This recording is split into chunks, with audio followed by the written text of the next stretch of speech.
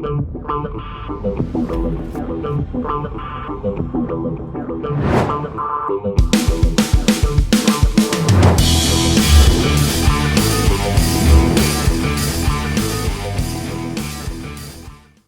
is up?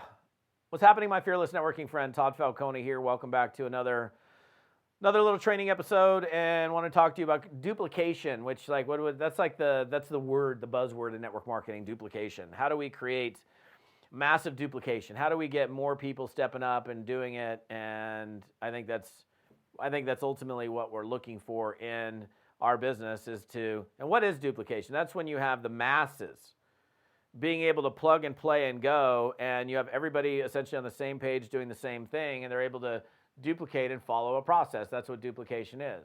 And when you have lots and lots of people that can easily come in, plug in, figure it out, and get after it, that's how you create a lot of momentum in an organization. I did, in fact, if you missed my last episode, which was episode 122, on the subject of executing a blitz or a team building night, it kind of falls a little bit in line with aiding, at least from a duplication standpoint. So if you missed last week's episode, after you watch this one or listen to this one, you might want to plug into the previous episode and catch that. I think it would be a good one for you to plug into.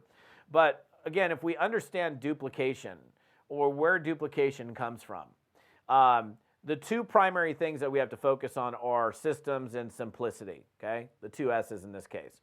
So if you have something that's simple, easy to understand, easy to follow, easy to replicate, I get it, it's clear to me, it's not confusing, then you're able to create duplication. Because if anybody finds it to be hard, difficult, confusing, complex, what does Tony Robbins say? Complexity is the enemy of execution, which is true. In fact, I coined a phrase, I don't know, probably 7 or 8 years ago, which is so simple a 7-year-old could do it. And that came from me having a conversation where was that? It was in Kalamazoo, Michigan, with a 7-year-old at the time who had rank advanced 2 times in this network marketing company. And I mean, she had rank advanced twice, where you got 40-year-old dudes that can't even, recruit somebody. And this little girl rank advances 2 times, at least 24 people in her organization in that particular company. How is it that a 7-year-old could do it when this 40-year-old dude can't? Well, first of all, it was explained simply to the 7-year-old. And this goes down to basic training 101, tell, show, try, do, which you guys have heard me talk about, and this is not something that's new, tell, show, try, do. So the 7-year-old, her mom said, okay, let me tell you about this network marketing thing. Let me explain to you what this is and what we do. We go out and we gather customers of this particular company's products. We put other people into the business that want to market this company's products and services. And we do that by going out there and communicating with people and getting them in front of some information where they can make an informed decision. Okay, so we tell. Okay, and then the mom's like, let me show you. I'll make a few calls and kind of demonstrate what I do. So she demonstrates, and then the little girl, she's like, okay, you give it a try. And she starts making a couple of phone calls. I mean, she was a closer, man. She was so good. And then ultimately she'll be able to do. So if we're taking people through a pathway or a process that's simple and easy to understand, so simple a 7-year-old could do it, then we're going to have a greater degree of duplication in an organization. Now, look, and I've seen companies completely fall apart because of confusion. Like, I won't mention the name of the company here, but there was a company that got to right around $1 billion in sales, and they had a great system. And it was simple, and it was easy for everybody to understand. But then ego takes place, and this is unfortunate. And then somebody else in the organization created a different system. And they were trying to do it their way. And then you got somebody lower in the organization. They're like, well, do I follow this guy's system or this system? I don't know which one am I supposed to follow. Oh, I'll kind of follow this one. Maybe I'll follow this one a little bit. And there was so much confusion that took place that it ultimately ended up collapsing the company. And I actually experienced the same thing in a company probably 20 years ago, where we had a streamlined, simple, we had a CD that did a great job that we were mailing out. This is pre-online video, and we're mailing out audio, they were audio CDs, in fact. And we were getting great results, but then somebody had to come in and reinvent the wheel, try to do it their own way. In fact, when I talk about duplication, a lot of times I'll bring up McDonald's. not the healthiest food, but probably one of the greatest examples of duplication that you'll find anywhere in the world. And if you've never seen the movie, The Founder with Ray, it's the Ray Kroc story, I think it would be an interesting educational thing for you to do, to watch that movie. And like, even when he began franchising McDonald's early on, he had his original franchise owners. You can see him running up on the golf course holding a burger, and he's like, "What's this?" He goes, "That's a hamburger." He's like, "What's this?" He goes, "That's lettuce." Because we don't put lettuce in our burgers. And it's like this wilty lettuce, and he was like yelling at the guy on the golf course, and then he's going to one place, and they're serving chicken and a biscuit and mashed potatoes, and they got a DJ there or a jukebox there, and so it was interesting to see the struggles that he went through in creating, creating the McDonald's empire by, look, if you go eat a Big Mac in Chicago, Seattle, San Francisco, wherever, it's the same thing wherever you go. And the reason why is because they have systems that are simple to follow. My first job was McDonald's in Kirkland, Washington. And I remember going in there and sitting in the break room, and there was a little TV up here in the corner. It was like tiny little TV, and they put in a VHS tape, and they walked you through the McDonald's systems.